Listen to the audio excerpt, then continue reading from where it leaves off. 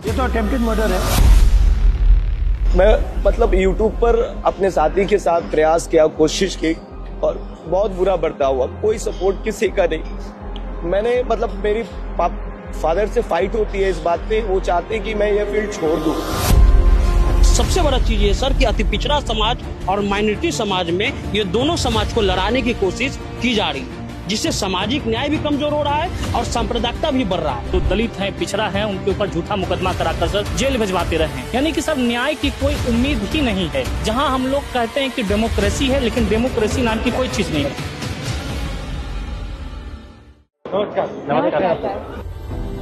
बताइए। हम लोग जो काम करते हैं उसका बेसिक है सोशल जस्टिस।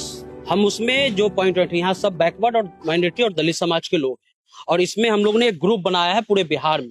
जहां भी कास्ट एट्रोसिटी होती है, जहां बच्चों के साथ बलात्कार होता है और एफआईआर नहीं होता है, तो हम उसको करते हैं। पीएमसीएच का मामला जो मुजफ्फरपुर का था, सड़ गए, उसको सबसे पहले हमारी टीम ने कवरेज किया। और एक सबसे बड़ा चीज ये सर कि अति पिछड़ा समाज और माइनॉरिटी समाज में ये दोनों समाज को लड़ाने की कोशिश की जा रही है, जिससे सामाजिक न्याय भी कमजोर हो रहा है और सांप्रदायिकता भी बढ़ रहा है। तो हम लोग की मेन लड़ाई यही है कि हर हाल में जो सोशल आप कितने हो बिहार में? हम टोटल अभी 52 लोग हैं सर। ये 52 लोग एक दूसरे के दोस्त हैं? जी या इनके बीच में भी लड़ाई होती है? नहीं, वो सामाजिक न्याय का जुड़ाव है। आपके आमदनी तो ठीक बनती है या नो सर?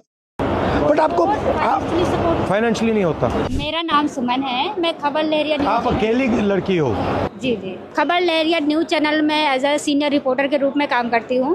भारत का पहला ऐसा चैनल जो महिलाओं द्वारा प्रसारित किया जाता है। इसमें ऑल टोटल महिलाएं काम सारी करती महिलाएं? जी, इसमें पुरुष काम ही नहीं करते? से लगा करके पूरा मैनेजमेंट देखना, फाउंडिंग करना, सारा काम सिर्फ महिला ही। ये अच्छा आइडिया है। मेंटालिटी जो मुझे कवरेज करने में जो दिक्कत समझ आती है, वो काफ़ी चुनौतीपूर्ण रहता है कि आप एक सिंगल जो लड़की कवरेज करने के लिए निकलती है फील्ड पर, तो बहुत सारी चुनौतियां होती हैं। जैसे कि आप ऑटो पर मैं देखती हूँ कि लड़कियां नहीं रहती हैं, सिर्फ मुझे लड़कों के बीच में ट्रैवल करना होता है। गांधी मैदान में 9 बजे टोटल हर चीज़ बंद हो चुकी है। गांधी मैदान जैसी जगहों पर अगर फायरिंग हो जाती है, लोगों की डेथ हो जाती है, इतने बड़े उद्योगपतियों की अगर डेथ हो जाती है, तो वहाँ से भी अंदाज़ा लगा सकते हैं कि कैसा है।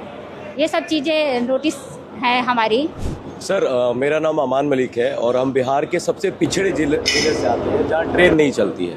पहली समस्या तो ये है हमारी। दूसरी समस्या ये है कि सर हम पटना यूनिवर्सिटी के मास कॉम के स्टूडेंट हैं, बैचलर डिग्री चल रहा है। यूट्यूब और फेसबुक एक इंडिपेंडेंट प्लेटफॉर्म है जहां हम अपनी बात रखते हैं, रख रहे हैं। आपको अजीब नहीं लगता? मुझे लगता है, पता नहीं आपको लगता है या नहीं, कि आज अगर हिंदुस्तान का एक राजनेता हिंदुस्तान के लोगों से कम्युनिकेट करना चाहता है तो उसे अमेरिकन चैनल यूज करना पड़ता है, या फेसबुक या यूट्यूब या इंस्टाग्राम या गूगल। मतलब ये हमारे नहीं है। जिस दिन ये आपको बंद करना चाहे ये बंद कर देंगे। मेरा पूरा मतलब शैडो बैन चलता है। तो थोड़ा मुझे अजीब लगता है कि पहले क्या होता था, हिंदुस्तान के नेता अपने लोगों से डायरेक्टली बात कर सकते थे, फिर ठीक है मीडिया हुआ करता था, न्यूट्रल तो नहीं कह सकते बट बात तो दिखा देता था। अब मीडिया बिल्कुल नहीं दिखाता, विपक्ष की बात टोटली जीरो, खत्म। और जो यूट्यूब वाले हैं, फेसबुक वाले हैं, उन पर इनडायरेक्ट लगाम लगी हुई है। अगर आप लाइन से थोड़ा ज्यादा आगे गए लगा देंगे, बंद कर देंगे, शैडो बैन हो जाएगा। तो ये एक्चुअली देश के लिए खतरनाक है। पहले तो मतलब हमारे फाइनेंशियल क्राइसिस पर चोट पहुंचा, लेकिन उसके बावजूद जब हम चुप रहना नहीं सीखे या चुप नहीं रहे, तो वो जो है मतलब हम पर मुझे मतलब यह है कि हत्या करने की कोशिश की गई। ये कुछ फुटेज है सर, मुझे मतलब हमारे ही मित्र ने, क्योंकि वो एक ऐसी आइडियोलॉजी में वो घिर गए हैं। वो बहुत अच्छा इंसान भी बन सकता था, मतलब वो फ्यूचर पे देश के लिए भी काम कर सकते थे, लेकिन एक आइडियोलॉजी से वो इस तरह से प्रभावित हो गए कि उन्होंने मुझे अपना दुश्मन समझा। चूंकि मैं एक मुस्लिम समुदाय से आता हूँ। आप हो? जी मैं हूँ। के साथ ऐसा ही होता है। ऐसा ही होता है सर। जब भी जाते हैं और ये हमारे साथी सन्नी भाई हैं, ये सारे लोग ही। तो इस पे केस हुआ? इस पे केस हुआ, 20-22 दिन जेल में रहे, उसके बाद बाहर आ गए। और हमने भी मतलब उसके बाद ज्यादा एक्शन लेने की इसलिए कोशिश नहीं की सर, क्योंकि बार बार कॉलेज। ये तो अटेम्प्टेड मर्डर है। हाँ, अटेम्प्ट टू मर्डर है सर। वो 20 दिन में बाहर आ गए। और अभी भी थ्रेट मिलता है सर कि केस उसी से? हाँ, उसी से सर, अभी भी थ्रेट मिलता है।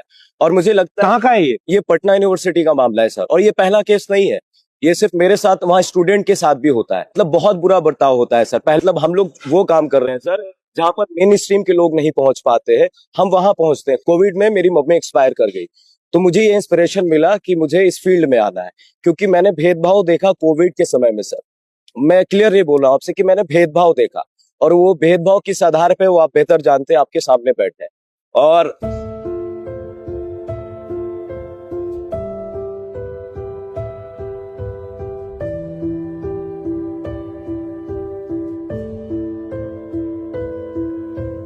मैं अपने घर का सबसे बड़ा लड़का हूं, और मैं मतलब YouTube पर अपने साथी के साथ प्रयास किया, कोशिश की, और बहुत बुरा बर्ताव हुआ। कोई सपोर्ट किसी का नहीं। मैंने मतलब मेरी फादर से फाइट होती है इस बात पे, वो चाहते हैं कि मैं ये फील्ड छोड़ दूं। वो होता है ना सर कि इंसान को बोलने की आजादी होनी चाहिए, सिर्फ लड़ाई आइडियोलॉजी की है, और जब हम बोलेंगे नहीं सर तो सुनेगा कौन।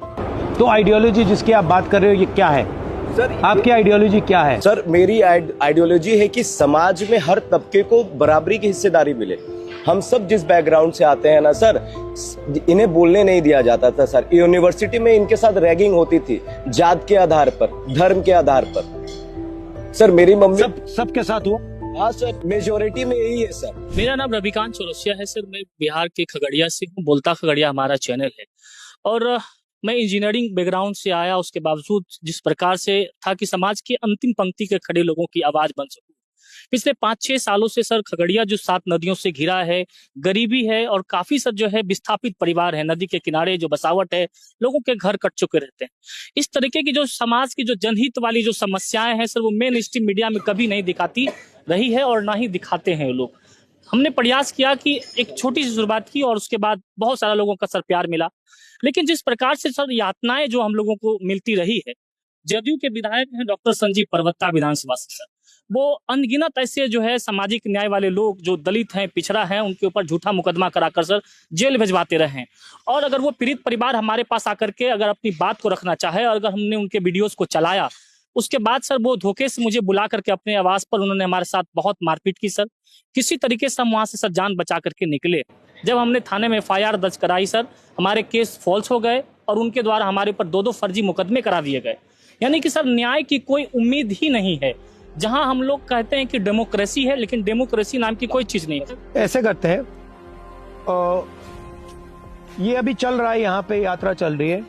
आप 52 लोग दिल्ली में आके मुझसे मिलो, ठीक है? और फिर थोड़ी अच्छी तरह सोच के प्लान करके कि हम इस 52 को 100, 200, 500, 1000, 2000, 10,000 कैसे करें, और किस प्रकार से हम आपकी थोड़ी सी अगर प्रोटेक्शन हो, असिस्टेंस हो, जो भी, मैं बड़े वायदे नहीं करूंगा, बट किस प्रकार से हम कर सकते हैं उसके बारे में डिस्कस करते हैं। Thank you.